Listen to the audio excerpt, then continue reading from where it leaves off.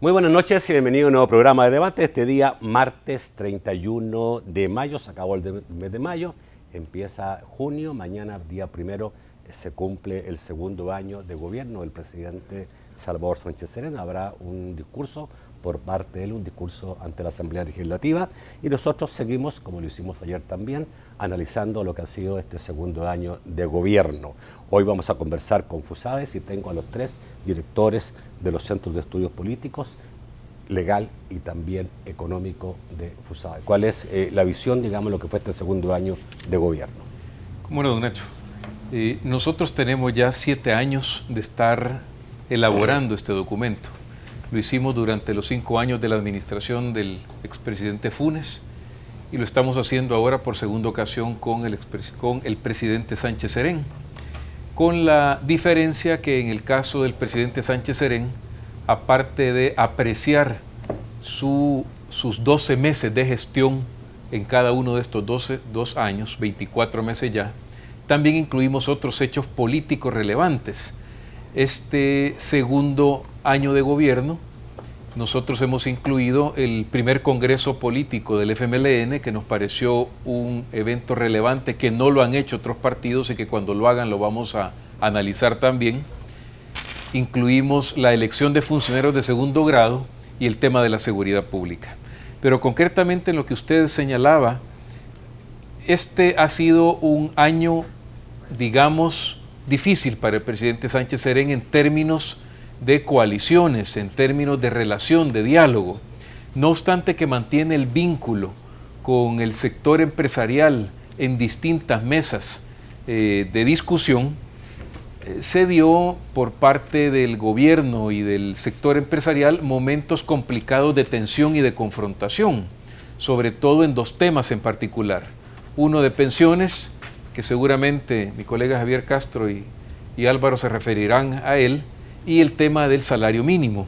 Eso distanció mucho al sector privado con el gobierno de la República y bueno, son datos concretos que nosotros en este documento vamos dejando constancia de los diálogos, de la manera en que se relacionaron estos 2 sectores. Quiero señalar que ni por asomo esa relación y esa confrontación llegó a los niveles que tuvo con la administración anterior entre el expresidente Funes y el sector privado. También hay que señalar que el presidente Sánchez Serén mantuvo una gobernabilidad legislativa razonable. Ciertamente los partidos minoritarios, Gana y el PCN, le respaldaron en varios de sus proyectos, pero se rechazó por parte de estos 2 partidos la reforma previsional y nos parece que eso es un hecho político relevante que también hay que destacar. En materia económica, vamos a ir a la económica, después vamos a lo legal. En materia económica hay varias cosas interesantes. No se puede medir todo este año, sino que ustedes están midiendo básicamente el 2015, desde que empezó junio del 2015, primer trimestre de este año, lo que ustedes pueden medir. Sí. Hay obviamente algunas cosas interesantes en materia económica. Hay un crecimiento que no habíamos tenido en 8 años, de 2.5%, es el mayor crecimiento en los últimos 8 años. Pero también es verdad, digamos, que hay un desempleo mayor, por lo menos, digamos, hasta el primer trimestre de este año, un desempleo que ha aumentado, un empleo que aumenta en momentos determinados, pero muy poco, pero después se pierde, importaciones a la baja, exportaciones también, exportaciones que crecen un poco, me parece, pero no lo suficiente. Hay factores externos que ayudan, por supuesto, a esto. Las remesas se mantienen en una tendencia a la alza, una factura petrolera que baja, producto de la baja del precio del petróleo, pero un endeudamiento que va creciendo. Por ahí, datos principales para darte, digamos, para que tú empieces. Sí, ese es un buen resumen, Nacho. Nosotros observamos que en realidad la economía salvadoreña mantiene los motores apagados prácticamente desde 2008. Eso se compara fácilmente cuando vemos el crecimiento en la región centroamericana. Desde 2008 hasta 2015, El Salvador en todos esos años en total ha crecido 8%, mientras que el resto de países ha crecido entre 20 y 30%. O sea que El Salvador se ha quedado a la saga en estos últimos 7, 8 años. Ese es un factor. 2015, un factor más importante, o sea, porque hablar en abstracto solo crecimiento no tiene mucho sentido, sino que el fin último es que las personas se puedan desarrollar, y eso se hace principalmente a través del trabajo. Entonces encontramos que tanto en 2014 como en 2015 la generación de empleos ha sido insuficiente. En 2014 se generaron casi 5,000 empleos y en 2015 11,500. Eso es bastante poco porque cada año la población trabajadora crece en 60,000 nuevos jóvenes que están ingresando al mercado laboral. Incluso algunos años han ingresado más. Mientras que el primer trimestre de este año se perdieron ya 6,000 empleos. Materia legal, ¿cuáles son? Me imagino, digamos, que la reforma de pensiones marcó un hito en lo que puede ser, digamos, un análisis legal del año. En cuanto a la reforma de pensiones, Nacho, desde FUSAES le hemos dado especial seguimiento al tema, pues vemos grandes preocupaciones. Y en primer lugar, mencionar que creemos que se mandó y se está mandando un mensaje muy negativo para el clima de inversión ante esta propuesta que se está dando. Y no solo ante el clima de inversión, sino que también para los trabajadores, que son los principalmente afectados con esta propuesta de reforma de pensiones si se llega a concretizar. Lo que hemos mencionado es que por una parte nos preocupa lo inconsulto de esta reforma de pensiones, que por suerte no ha pasado, cuando se había escuchado de que era muy probable de que se aprobara hace algunos meses. Pero la preocupación que nosotros vemos por una parte es de que la propuesta contiene una confiscación de los ahorros de los trabajadores al hacer uso de una parte importante de los saldos de las cuentas de los ahorrantes. Y eso nos parece muy serio. Y por otra parte también vemos de que se está previendo y se está planteando una propuesta de reforma de pensiones que, tal como han señalado distintos economistas, incluyendo FUSAES, al mencionar que no es viable ni sostenible. Entonces, cuando no es viable ni sostenible, también se está afectando otro derecho constitucional, como lo es el tema del derecho a la seguridad social, en tanto que no se están brindando las garantías suficientes para recibir una pensión. Luis Mario, que el gobierno o el presidente había tenido algún tipo de problema en su diálogo, principalmente con la empresa privada, pero en general parece que un presidente que no cierra las puertas al diálogo, creería yo.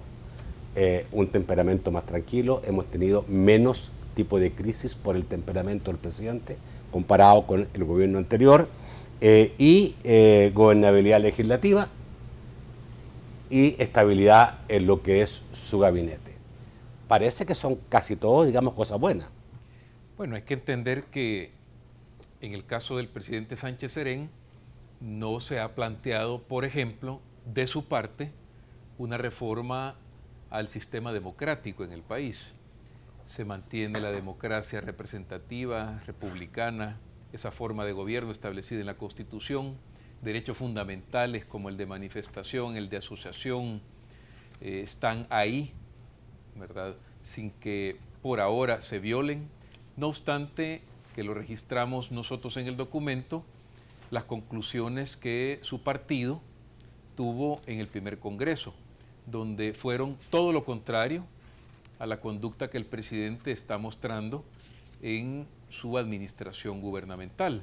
Allá en las conclusiones se habla de concentración de poder, se habla de hegemonía política, se habla de desmontaje de libertades económicas, se habla prácticamente de atacar a la sala de lo constitucional porque son lacayos del imperialismo. Y ellos señalan que eso no es un plan de gobierno, sino que es una visión para varios quinquenios cuando ellos continúen gobernando.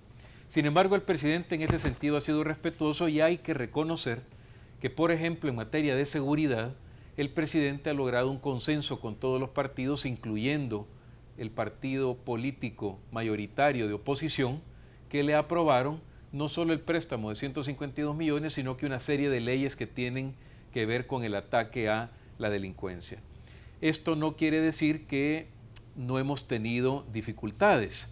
Se presentó, por supuesto, algunas expresiones del presidente en contra de la libertad de expresión. El presidente sale muy poco, don Nacho, y como sale muy poco y declara muy poco, apenas tenemos quienes auditamos al gobierno excepcionales ocasiones para medir su comportamiento.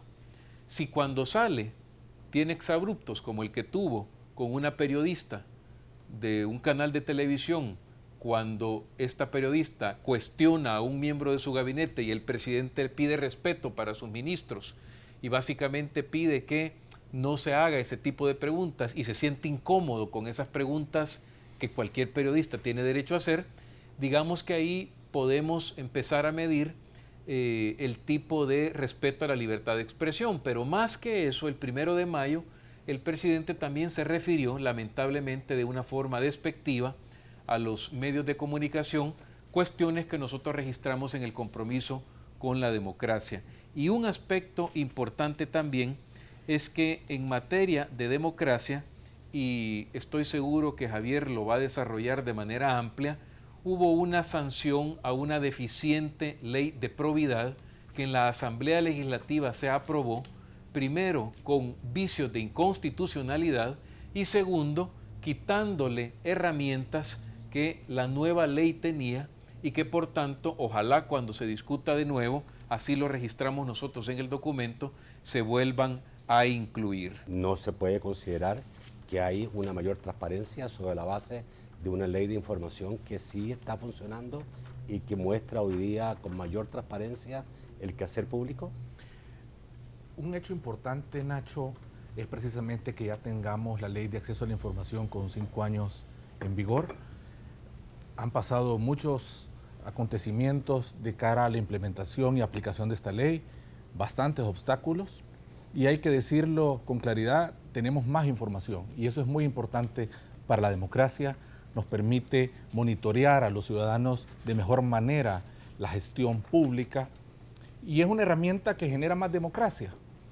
Ahora, sin negar los avances que han existido, también vemos siempre amenazas, porque precisamente lo que queríamos con la Ley de Acceso a la Información Pública era pasar de esta cultura del secreto a una cultura de la transparencia del acceso a la información y eso ciertamente tiene, digamos, obstáculos en el camino.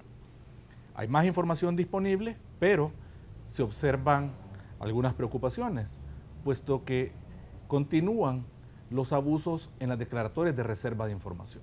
Se hacen interpretaciones equivocadas de la Ley de Acceso a la Información en cuanto a las reservas.